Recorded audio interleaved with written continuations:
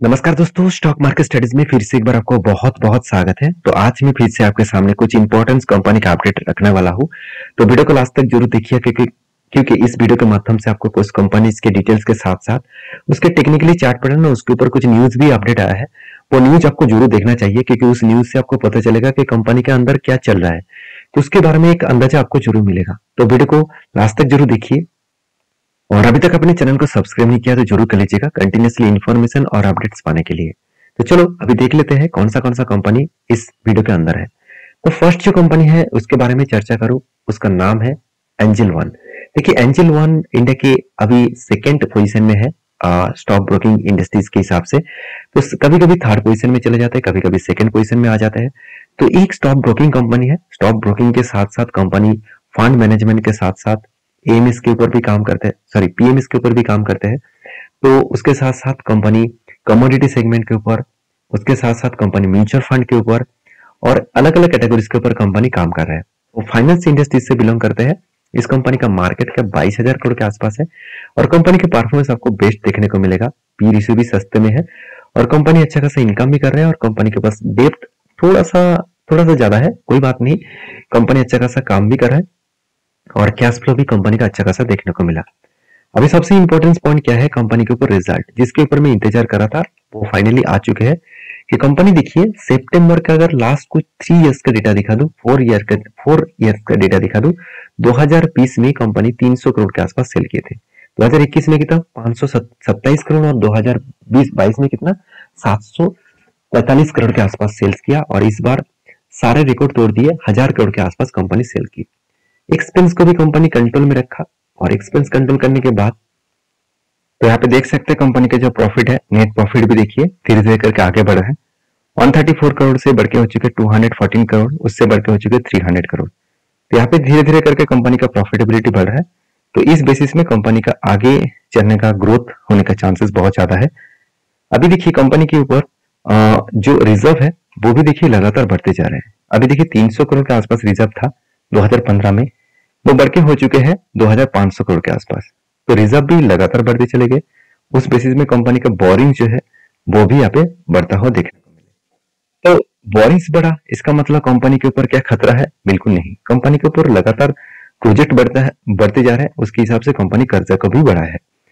तो कंपनी के जो लास्ट कुछ डेज का इन्वेस्टर के बारे में बात करूं तो सितंबर मंथ का जो डेटा है उस हिसाब से देखा है तो एफआईएस और डीएस के पास अच्छा खासा होल्डिंग्स यहाँ पे देखने को मिला।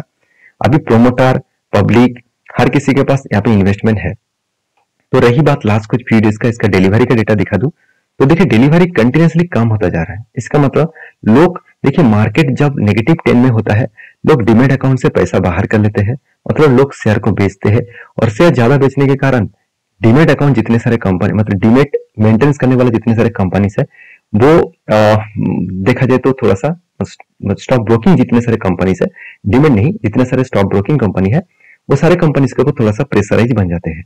अभी इस कंपनी के ऊपर क्या राय है? अभी चार्ट पैटर्न्स के हिसाब से बात कर तो मैंने पहले आपको एक लेवल्स मेंशन किया था और कुछ इस तरीके से बना था, शोल्डर कम शोल्डर, उसके बाद हेड, उसके बाद शोल्डर किट किया और फाइनली यहाँ पे ब्रेकआउट भी हुआ और ब्रेकआउट होने के बाद यहाँ पे धीरे धीरे करके वो आगे बढ़ रहा है और मेरे हिसाब से यहाँ पे देखिए इजीली टारगेट वो अचीव कर चुके हैं और फाइनली वो टॉप लेवल में है और मुझे लगता है जिस तरीके से वो कंटिन्यू जाने के है कभी न कभी वो रिट्रेसमेंट जरूर करेगा और रिवर्सल भी करेगा और इस लेवल को टच करके फिर से वो वापस जाने का चांसेस है।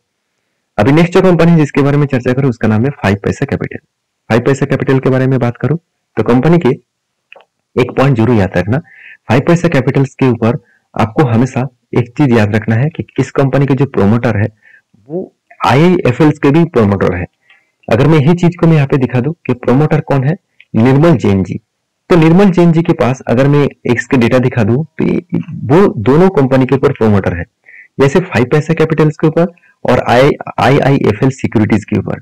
तो आईआईएफएल सिक्योरिटीज जो एक स्टॉक ब्रोकिंग कंपनी है और 5 पैसा कैपिटल वो भी एक देखा जाए तो एक स्टॉक ब्रोकिंग कंपनी है। अभी देखिए आईआईएफएल के ऊपर 3 साल के लिए सेबी ने क्या किया, उसके ऊपर रेस्ट्रिक्शन लगा दिया कि कोई भी नया कस्टमर वो ऐड नहीं कर पाएंगे। तो अभी इस रेस्ट्रिक्शन के चलते हुए क्या निर्मल जैन जी यही कहेंगे कि मेरा कस्टमर चला जाए कोई बात नहीं? वो यही कह रहा है कि आप मेरे पास एक ही ऑप्शन है 5 पैसे कैपिटल। तो जितने कस्टमर आईएफएल के पास आ रहा था वो आना तो अभी बंद हुआ, तो उसको तो मैं डायरेक्टली 5 पैसे कैपिटल में लेके आ सकता हूँ। तो इसीलिए डायरेक्टली 5 पैसा कैपिटल का ग्रोथ बढ़ रहा है। अब इसी ग्रोथ की चर्चा के बारे में बात करूं तो आप देखेंगे यहाँ पे आपको सब कुछ पता चलेगा कि कंपनी का जो क्वार्टरली रिजल्ट है, अभी फाइनली जो रिजल्ट आया आप देखेंगे तो सेल्स तो बढ़ा, सेल्स बढ़ा, एक्सपेंस कम हुआ और जिसके चलते प्रॉफिटेबिलिटी जो 11 करोड़ था उससे बढ़ के हो चुका 19 करोड़। आज तक की सबसे बड़ा प्रॉफिट है। हाँ, 19 करोड़ शायद आपको बहुत कम लगे, फिर भी कंपनी का मार्केट कैप के हिसाब से 1300 करोड़ का मार्केट कैप में 19 करोड़ का प्रॉफिट होना क्वार्टर में, ये मेरे लिए ऑब्वियसली बेस्ट पॉइंट मानूंगा। तो ईयर ऑफ ईयर बेसिस में बात करें तो कंपनी 59 करोड़ का प्रॉफिट जनरेट किया। अभी आप देखेंगे तो कंपनी का जो सेल्स ग्रोथ है, प्रॉफिट ग्रोथ है और रिटर्न ऑफ इक्विटी है, ये सब कुछ आपको पॉजिटिव में देखने को मिला है। और सीएजीआर का जो परसेंटेज है वो भी देखिए 5 साल में 30% के आसपास, 3 साल में 13% और 1 साल में 38% के आसपास यहाँ पे प्रॉफिट देखने को मिला। तो ये सारे पॉइंट्स पॉजिटिवली देखने को मिला है। अभी एक चीज आपको बता दूं, कंपनी के ऊपर जो इन्वेस्टर है, प्रोमोटर से लेकर एफएसडीएस पब्लिक, हर किसी के पास इन्वेस्टमेंट आपको दिखेगा। ऐसे नहीं कि सिर्फ प्रोमोटर के पास ही होल्डिंग्स है, एफएस और डीएस ने भी अच्छा खासा होल्डिंग उठा कर रखा, क्योंकि वो जानते हैं अपकमिंग टाइम्स में इतने सारे स्टॉक ब्रोकिंग कंपनी है, वो सारे कंपनीज का ग्रोथ होने का चांसेस है। अभी आपकी क्या राय इस कंपनी के ऊपर जरूर मुझे कमेंट्स करना। लास्ट कुछ फ्यू डेज में इस कंपनी के ऊपर जो डिलीवरी का डेटा है, तो लास्ट कुछ डेज में इसका डिलीवरी अच्छा खासा देखने को मिला। तो टेक्निकली चार्ट पैटर्न के हिसाब से बात करूं तो 5 पैसा कैपिटल्स के ऊपर एक ट्रेड बना था, वो कुछ इस तरीके से थे, shoulder cup with handle pattern create हुआ और finally cup with handle pattern create होने के बाद यहाँ पे ब्रेकआउट भी हुआ, ब्रेकआउट कंफर्मेशन भी हो चुके थे। अभी देखिए बहुत ज्यादा वोलेटिलिटी एक ही रेंज के ऊपर हो रहा है, कंपनी फाइनली टारगेट के आसपास ही है। इसका टारगेट का जो रेशियोस है मतलब लेवल्स है 513 के आसपास, और इस टारगेट का लेवल अगर अचीव करे तो 31% के आसपास यहाँ पे टारगेट बन सकता है। तो मेरे हिसाब से इस कंपनी के ऊपर फोकस रखना चाहिए। बाकी आपकी क्या राय है मुझे जरूर कमेंट्स करके बताना। नेक्स्ट जो कंपनी जिसके बारे में चर्चा करें उसका नाम है अदानी विल्मर। देखिए इसके ऊपर बहुत बड़ा एक अपडेट आया, वो अपडेट आपको जरूर देखना चाहिए। एक बड़ा सा न्यूज भी आया है, आप यहाँ पे देख सकते हैं अदानी ग्रुप ने इस कंपनी के जो स्टेक था 43.97% का जो स्टेक है अदानी विल्मर के ऊपर, उस स्टेक को वो बेचने वाला है। इस तरीके से कुछ रिपोर्ट के माध्यम से बताया जा रहा है। फाइनली देखिए इस बात को देखकर आप अदानी विल्मर को बेच मत देना, क्योंकि आपको लग रहा है कि कंपनी बर्बाद हो जाएगा, खत्म हो जाएगा, अदानी बेचेंगे, ऐसे बिल्कुल होता नहीं। सबसे पहले आपको जानना है कि अदानी विल्मर नाम कहाँ से आया, वो आपको देखना है। यहाँ पे देखिए अदानी विल्मर के ऊपर मैं ओपन करके रखा हूँ डेटा, वहां पे देखिए इसका जो पेरेंट्स है मतलब इसका जो पेरेंट ऑर्गेनाइजेशन है वो कौन है, अदानी एंटरप्राइजेस, जो अदानी ग्रुप का कंपनी है, जो 43% होल्डिंग रखते हैं अदानी विल्मर के ऊपर। और विल्मर इंटरनेशनल कंपनी जो है उसके पास 43.97% का होल्डिंग है। इसका मतलब दोनों के पास 50-50% का होल्डिंग है। अभी अदानी एंटरटेनमेंट क्या करने वाले हैं, इस अदानी विल्मर का शेयर को बेचने वाले हैं। यहाँ पे रिपोर्ट के माध्यम से यही बताया जा रहा है कि 43.97% का जो स्टेक है वो पूरा का पूरा स्टेक यहाँ पे बेचने वाला है। तो आप कहेंगे सर अदानी माल बेच देंगे तो हम क्या करेंगे, हम तो बर्बाद हो जाएंगे। बिल्कुल नहीं, आप है ना कंपनी अदानी विल्मर, तो देखिए अदानी विल्मर जो कंपनी है उसी के नाम से अदानी और इसका विल्मर दोनों को जोड़कर एक साथ किया गया। और अदानी विल्मर जो इंटरनेशनल कंपनी है वो एक्चुअली एक सिंगापुर बेसिस कंपनी है। अगर इस कंपनी के ऊपर मैं डिटेल्स डेटा दिखा दूं तो आज इसको आप देखने को मिलेगा फाउंडर जो है सिंगापुर में। तो कहने का मतलब है कि सिंगापुर बेसिस कंपनी इंडिया के साथ डील करके ही काम कर रहा है, और अदानी अगर उसका माल बेचता है तो डायरेक्टली फायदा किसी ना किसी कंपनी को तो जरूर होगा। अगर विल्मर कंपनी खुद तो पूरा के पूरा 100% शेयर का मालिक बन जाता है तो इसका डायरेक्टली फायदा ऑब्वियसली मुझे लगता है कि इंस्टीट्यूशन को ही मिलने वाला है, क्योंकि एडिबल ऑयल इंडस्ट्रीज में अदानी विल्मर इंडिया के नंबर 1 कंपनी है। इस बात को याद रखना है कि ऐसे नहीं कि कंपनी आज मार्केट में लिस्टिंग है काल कंपनी बंद हो जाएगा, ऐसे होगा नहीं।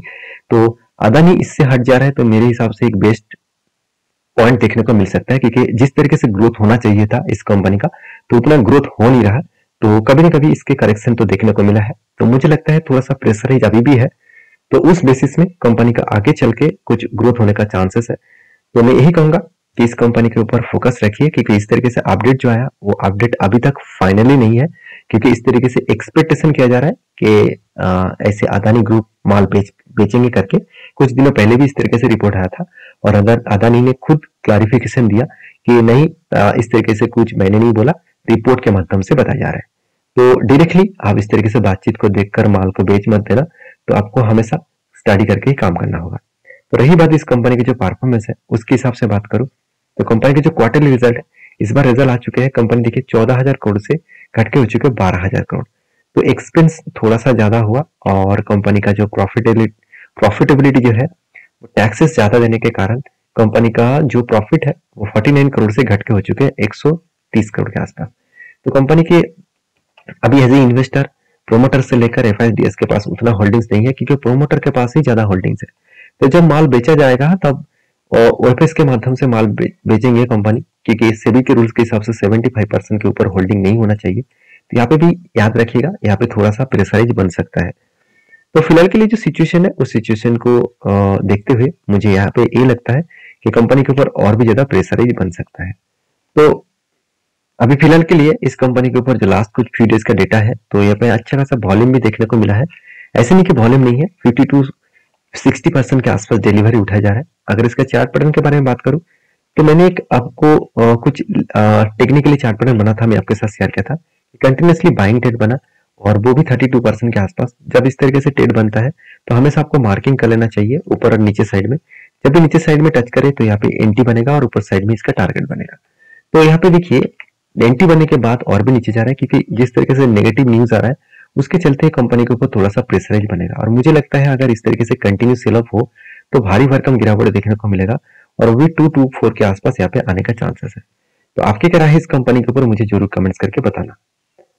तो नेक्स्ट जो कंपनी जिसके बारे में बात करूं उसका नाम है एमके पोर्टिंस लिमिटेड। तो एमके पोर्टिंस लिमिटेड के बारे में चर्चा करूं, इस कंपनी ये भी एक एडिबल ऑयल बेचने वाला कंपनी है, एडिबल ऑयल सेगमेंट के ऊपर काम करते हैं। तो इसके ऊपर भी बहुत बड़ा अपडेट है कंपनी स्प्लिट देने का। हर एक शेयर के बदले आपको 10 शेयर मिलेगा और वो भी 10 तारीख को। ये था कुछ कंपनीज का अपडेट। वीडियो में अगर जानकारी अच्छा मिले तो प्लीज लाइक करना, दोस्तों के साथ भी शेयर करना। मिलते नेक्स्ट वीडियो में, तब तक के लिए अच्छे से रहिए, अपने ख्याल रखिए, धन्यवाद।